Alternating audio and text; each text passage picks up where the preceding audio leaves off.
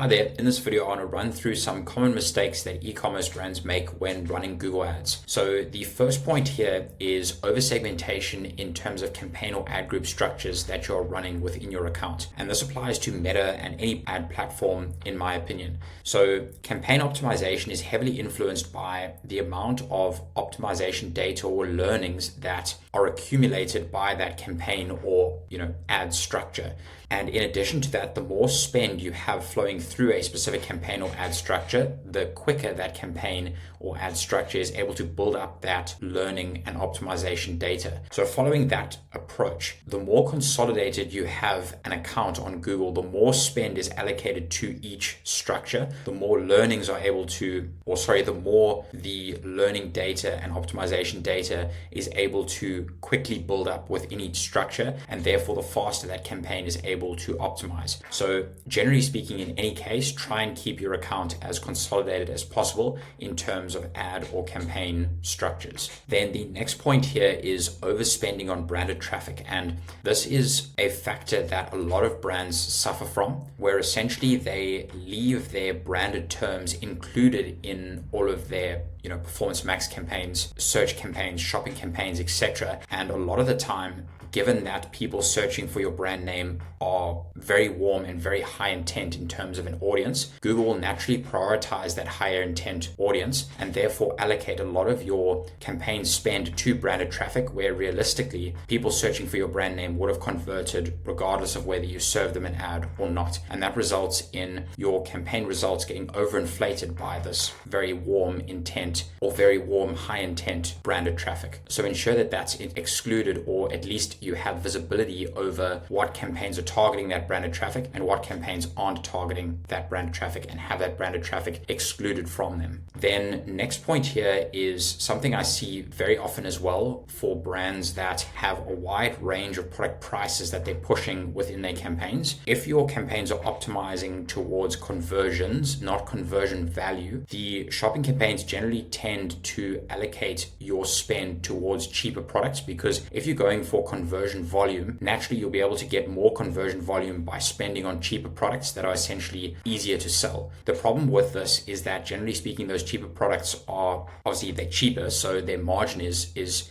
generally thinner. Assuming that you're spending, let's say, $50 to get a $100 purchase relative to $50 to get a $400 purchase, the margin, including ad spend, is thicker on the $400 purchase. So just be careful of this. Ensure that your campaigns are optimizing towards conversion value, not conversions, and just keep an eye out for shopping or the shopping network allocating a large amount of spend to cheaper products with a thinner margin rather than larger products, more expensive products with a thicker margin. Then the fourth point here is target ROAS on campaigns is set too high. So in terms of this target ROAS feature, this essentially is a feature that restricts spend if the campaign does not predict that the spend will yield that target ROAS that is set. So let's say you set your target ROAS to an 8. If the campaign for, let's say, a particular impression that it's about to spend on, if the campaign determines or predicts that spending on that specific search will not yield an 8 ROAS,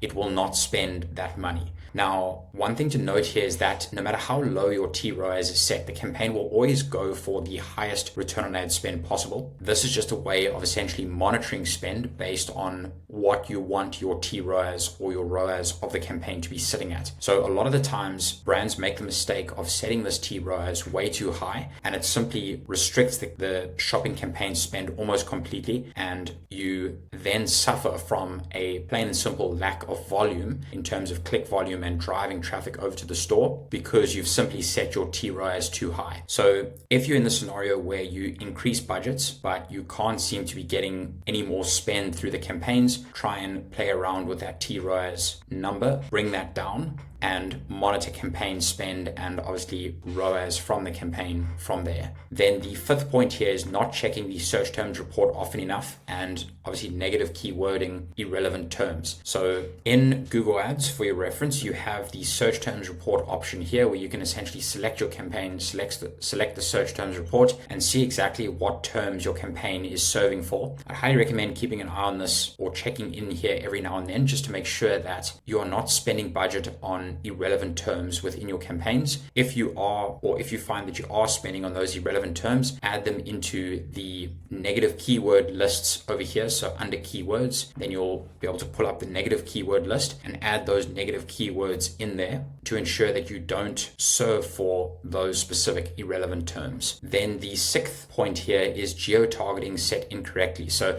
I'd highly recommend that you double check your geo-targeting settings. So what areas or geolocations you are targeting with that campaign, because you can very quickly burn a lot of budget if you are targeting the wrong locations. So just in this scenario here, as you can see, I've selected custom set of locations here. Another thing to note is ensure that your location targeting options are set to presence. So people in or regularly in your included locations, not people interested in your locations. You obviously want to be targeting people that are actually in those locations, not just interested in, because then that would essentially include people that are outside of your location but are interested in your location. Then the seventh point here is double tracking. So ensure that within your campaign goals section here, so under the left goal menu bar summary, if you are an e-commerce brand and you're obviously optimizing towards purchases, that you don't have more than one action set to primary here. Because if you have more than one action set to primary, essentially this conversion count gets counted twice. So it gets counted in the campaigns for all the conversion actions that are set to primary. So again, if you have two actions set to primary, it'll count both those conversions as conversions for the campaign and essentially double track and essentially 2x your theoretical result, because it is essentially counting the same conversions twice. Then the final point here is overspending on Google instead of allocating that spend to Meta. So if you're selling a need-focused product, like for example a disability aid, people are not going to search on a social media platform for that like Meta. They're going to turn to a search engine like Google or Bing for a need-focused product. Someone who is potentially interested in a want-focused or kind of luxury product is not going to necessarily, for the majority of cases, be on a search engine searching for that product. Let's say, for example, a mom who's interested in yoga will be watching yoga memes or whatever on a social media platform and would have a higher chance of interacting with a relevant ad served through Meta, and she likely won't be on a search engine searching for those types of products a lot of the time. She's going to be spending most of her time on social media, and that's where allocating spend for want-focused products onto social media, so Facebook, Instagram, TikTok, etc., makes more sense. Now, if you are selling a want-focused product, it's important to keep an eye out for performance on Google being heavily impacted by what you do on Meta.